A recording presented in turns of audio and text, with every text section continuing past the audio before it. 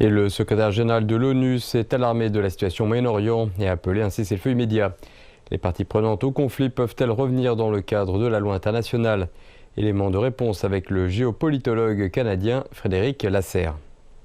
Les Israéliens ne demandent jamais un aval des Nations Unies dans leurs opérations militaires. Ils savent très bien de toute façon qu'avec leur politique par rapport à la bande de Gaza récemment, c'est certain qu'ils n'obtiendraient pas l'aval du Conseil de sécurité. Et probablement que Washington raisonne de la même façon. D'abord, il y a le fait qu'il y a la présence de la Chine et de la Russie qui n'ont pas vertement condamné les opérations, mais qui quand même ont exprimé leur désapprobation. Donc probablement que les deux États exprimeraient leur veto par rapport à toute demande d'autorisation des Nations Unies.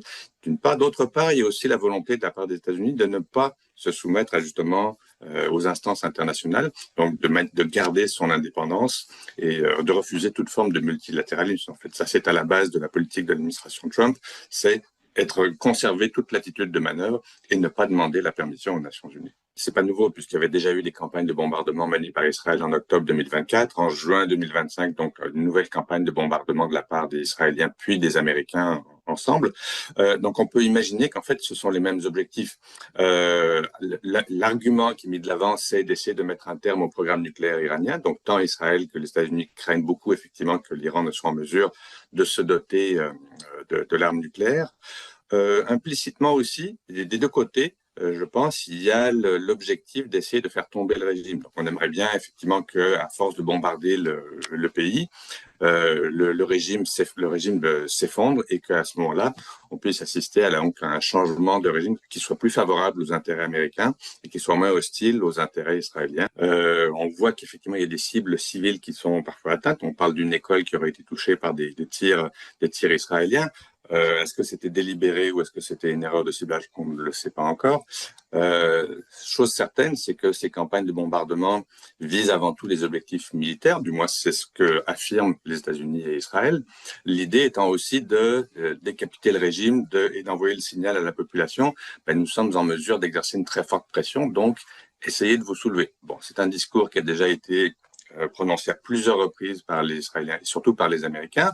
Lors du soulèvement de décembre-janvier, qui a été fortement réprimé par le régime, il y avait aussi cette rhétorique de la part des États-Unis à l'endroit de la population. Profitez-en, soulevez-vous. Et puis finalement, il n'y a pas eu d'aide américaine lors de ce soulèvement.